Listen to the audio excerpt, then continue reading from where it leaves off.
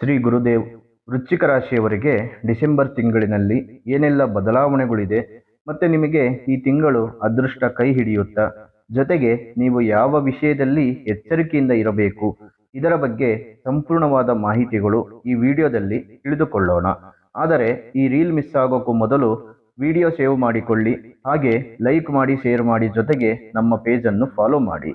ವೃಶ್ಚಿಕ ರಾಶಿಯವರಿಗೆ ಈ ಡಿಸೆಂಬರ್ ತಿಂಗಳಿನಲ್ಲಿ ನೀವೇ ಸೃಷ್ಟಿ ಮಾಡಿಕೊಳ್ಳುವ ಕೆಲಸಗಳಿಂದ ನಿಮಗೆ ಆತ್ಮೀಯರಾಗಿರುವವರ ಜೊತೆ ನಿಷ್ಠೂರಗಳಿಗೆ ಗುರಿಯಾಗಬೇಕಾದ ಪ್ರಸಂಗಗಳು ಎದುರಾಗುತ್ತವೆ.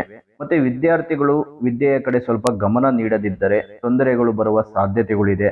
ಅನವಶ್ಯಕವಾಗಿ ವಿಪರೀತವಾಗಿ ಮಾತನಾಡಲು ಹೋಗಬೇಡಿ.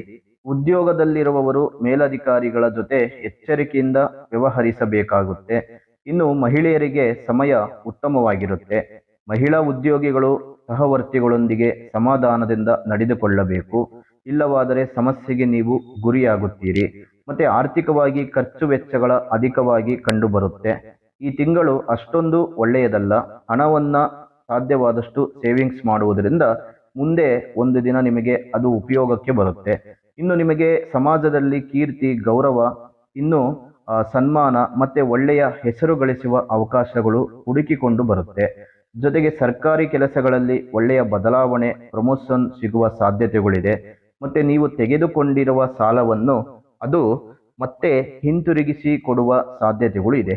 ಒಟ್ಟಾರೆಯಾಗಿ ಸಾಲದ ಒತ್ತಡದಿಂದ ಬಿಡುಗಡೆ ಸಿಗುತ್ತದೆ. ನಿಮ್ಮ ಆರೋಗ್ಯವು ಕೂಡ ಉತ್ತಮವಾಗಿರುತ್ತೆ.